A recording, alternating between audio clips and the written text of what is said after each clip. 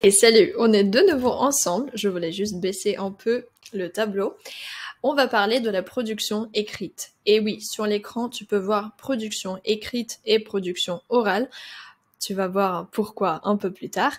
Je vais montrer le plan de cette partie. On va parler de la production écrite, production orale et des outils linguistiques pour les deux épreuves. Et attention, c'est outils, il n'y a pas de le à la fin, c'est outils linguistiques pour les deux épreuves. Dans la production écrite, notre sujet d'aujourd'hui, on va parler des critères d'évaluation. Je vais proposer un guide complet, pas à pas, pour vous donner toute l'information. Et je vais aussi parler des types de production écrite, avec une faute de frappe. Après, on parlera de la production orale, qui est plus simple si vous avez compris les bases de la production écrite. Et on passera aux outils linguistiques dans une leçon consacrée à ces outils, à ces instruments, parce que là, il y a vraiment pas mal d'informations. Commençons tout de suite à les critères d'évaluation et pourquoi on parle des critères. Parce que il faut savoir ce qu'on doit faire pour avoir nos points. Donc, on va voir ce qu'il y a ici. Attention, il y aura beaucoup de texte. Tout d'abord, je vous montre le bulletin, si on peut l'appeler comme ça, la grille d'évaluation. Vous allez être évalué sur vos compétences pragmatiques, socio-linguistiques, linguistiques, et il y a aussi les anomalies si vous faites des choses plus graves. Dans la compétence pragmatique, vous avez la réalisation de la tâche, cohérence et cohésion. Après, dans la compétence socio-linguistique, je parle assez souvent de la compétence socio-linguistique dans mes vidéos sur Instagram, TikTok, adéquation socio-linguistique, et compétence linguistique, c'est le lexique, votre vocabulaire et morphosyntaxe, c'est la grammaire, en gros, la syntaxe. Si vous voulez, on peut voir tout de suite les anomalies, parce que je ne voulais pas trop me concentrer sur les anomalies, puisque là, c'est vraiment des cas assez graves, c'est extraordinaire. Par exemple, hors sujet thématique, le candidat ne peut pas être identifié B2+ pour les critères réalisation de la tâche et lexique. Par exemple, là, il n'y a rien, là, il n'y a rien. Donc, en fait, il n'y a rien d'écrit finalement.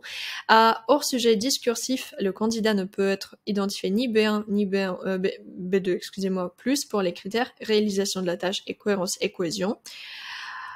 Et après, il y a aussi le hors-sujet complet, thématique et discursif, où il faut attribuer la note juste de 0 pour réalisation de la tâche et cohérence-cohésion. Également, adéquation socio-linguistique. Et les gens me posent souvent cette question, et en ce qui concerne les mots, est-ce que je peux perdre des points si j'ai pas assez de mots? Là, attention, nous avons copie blanche, vous avez 0 si vous n'avez rien écrit, et aussi manque de matière évaluable, si le candidat produit moins de 50% du nombre de mots attendus, donc 100 à 24 mots. Là, vous allez avoir 0. C'est ce cas qui est assez grave. C'est en fait ça. Voilà. Et vous pouvez avoir combien? Vous pouvez avoir 0, 1, 3 et 5 pour chaque critère qui correspondent à non répondu ou production insuffisante. Après, en dessous du niveau ciblé, donc B1, en gros vous avez B1 pour ce critère, niveau ciblé B2 normal, et B2+, qui est solide, fort, plutôt C1. Voilà, c'est ça, la classification, c'est une nouvelle grille d'évaluation, elle est comme ça. Et maintenant, on va voir en détail chaque critère. Compétences pragmatiques, allons voir. Là, nous avons, comme on a déjà vu, réalisation de la tâche et cohérence, cohésion. Je sais que ça peut paraître un peu ennuyant, c'est quoi ces critères, mais c'est très important. Si vous ne savez pas ce qu'il faut faire, comment vous allez réussir votre examen. Réalisation de la tâche. Donc là, allons voir. Peut écrire un texte. Je vais augmenter pour que vous puissiez voir. Peut écrire un texte en rapport avec la tâche et y présenter clairement la problématique, son opinion et les éventuelles propositions ou conclusions. Donc, vous pouvez écrire le texte déjà, donc c'est le fait que vous avez écrit quelque chose, présenter la problématique, donc poser la question principale, et exprimer votre opinion, et aussi ajouter des choses si vous pouvez. Après, peut intégrer de façon élaborée à divers arguments, justifications et exemples en adéquation avec la situation en tenant compte du point de vue du destinataire. Je vais expliquer plus simplement.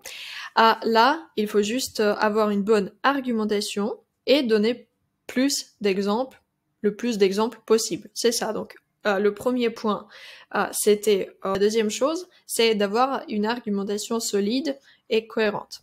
Oui. Et donc, après, nous avons une classification. Donc, le type de texte demandé dans la consigne peut être une contribution à un débat sur un forum ou alors une lettre formelle écrite à titre personnel ou collectif. Le type de texte que j'écris correspond à la consigne. Je vais vous donner une classification encore plus détaillée de la production que vous pouvez avoir. Là, vous avez un débat sur un forum ou lettre formelle. On en reparlera en détail, là vous inquiétez pas. En gros, il faut savoir qu'il y a plusieurs types de production écrite et vous le saurez. 2. Le thème demandé dans la consigne peut concerner la France ou l'espace francophone. Le thème de mon texte correspond à la consigne. Je pense que là c'est clair. Vous mettez par exemple l'adresse française et pas votre adresse espagnole. J'écris à 200 à 50 mots minimum, je peux écrire plus, mais je ne dois pas écrire moins, c'est très clair. Je peux présenter en détail des faits, des événements ou des situations. Je peux donner des exemples précis. C'est ce que j'ai déjà dit, les exemples, c'est toujours bien. Exemple, c'est très bien. 5. Je peux prendre position sur une idée, exprimer votre opinion. Je peux argumenter en détail et donner des exemples précis. Je peux donner des avantages et les inconvénients de ce que je dis. Je peux utiliser des verbes d'opinion comme je trouve que, je pense que. Vous aurez cette information dans ce cours. Voilà, donc ça c'est notre critère qui s'appelle réalisation de la tâche. En gros, est-ce que vous pouvez écrire votre texte? Oui, c'est la forme, c'est qu'est-ce qui se passe? Oui. Après, cohérence et cohésion, ça c'est le critère où il y a toujours le plus de fautes parmi mes élèves. C'est franchement très dur à expliquer parce que c'est quoi cohérence et cohésion? On va voir. Peut produire un texte, je vais juste fermer ça parce que sinon c'est effrayant. Peut produire un texte clair, fluide et bien structuré en utilisant des articulateurs variés. C'est quoi un texte clair, fluide? C'est que vous avez 1, 2, 3 et c'est logique. Il n'y a pas de « Ah oui, j'aime bien les patates, ah aussi je bois de l'eau, en fait je suis étudiante, ah oui très bien, je vais repasser... » Non. Ça doit être fluide, ça doit être clair, ça doit être bien structuré. Ça doit être cohérent. C'est ça, cohérence et cohésion. C'est cohérence au niveau du texte en entier et aussi votre cohésion entre les paragraphes, les phrases. Donc, à tous les niveaux, vous devez être cohérent. C'est très important, c'est votre critère. Et aussi une chose importante, mais moins grave, selon moi, la mise en page et la ponctuation sont logiques et facilitantes. Mise en page, c'est par exemple la division en paragraphes, vous aurez ça, c'est on dirait un dessin sur votre feuille. Ça doit être clair que là, par exemple, c'est l'introduction, là c'est le premier argument, deuxième et troisième, et ainsi de suite.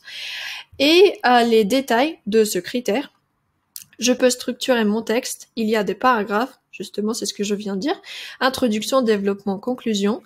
La ponctuation est plutôt correcte et facilite la compréhension. Je peux respecter les règles de mise en page selon le type d'écrit de ma production, encore une fois la classification. Mise en page, vous aurez ça. J'utilise des connecteurs pour relier mes idées et structurer mon texte. On parlera aussi des connecteurs. On parlera de tout ce qui est marqué ici. Mais maintenant, il faut juste savoir quels sont les critères. Voilà. Donc ça, c'était notre compétence pragmatique. On la ferme et on passe à la compétence socio-linguistique. Là, il y a moins d'informations. Très bien. Adéquation socio-linguistique peut ajuster, c'est vous, c'est le candidat, peut ajuster son degré de formalisme pour s'adapter avec souplesse à la situation et ou au destinataire et garder ce niveau sur l'ensemble de la production. En gros, si vous avez lettre formelle, vous savez comment faire la lettre formelle. Si vous avez un message sur un forum, vous savez comment écrire un message sur un forum. Donc ça, c'est adéquation sociolinguistique. Justement, le type de production. Vous savez respecter le genre. Oui. Je peux utiliser les formules d'appel et de politesse adaptées à la situation. Vous les aurez. Je peux utiliser un registre de langue adapté à la situation. Par exemple, je peux pas donner mon cours maintenant, vous dire, bon, je sais pas, écoutez, si vous voulez, bah, vous faites ça et voilà. Non. Et je ne peux pas non plus être, alors maintenant, on va parler avec vous. C'est même pas parler, c'est, on va développer l'énoncé sur, vous voyez, c'est un peu bizarre. Donc, c'est ça, le registre de la langue. Soit c'est formel, soit c'est standard. Donc, soutenu, standard et courant. C'est ça, les 3 registres en français. C'est ça, sociolinguistique. Et compétences linguistiques, c'est en fait le plus clair, c'est lexique et morphosyntaxe. J'ai déjà dit que c'est juste vocabulaire et grammaire. Et là, on voit en détail, possède un vaste répertoire lexical dans des domaines variés, lui permettant de surmonter facilement les lacunes par des synonymes ou des périphrases.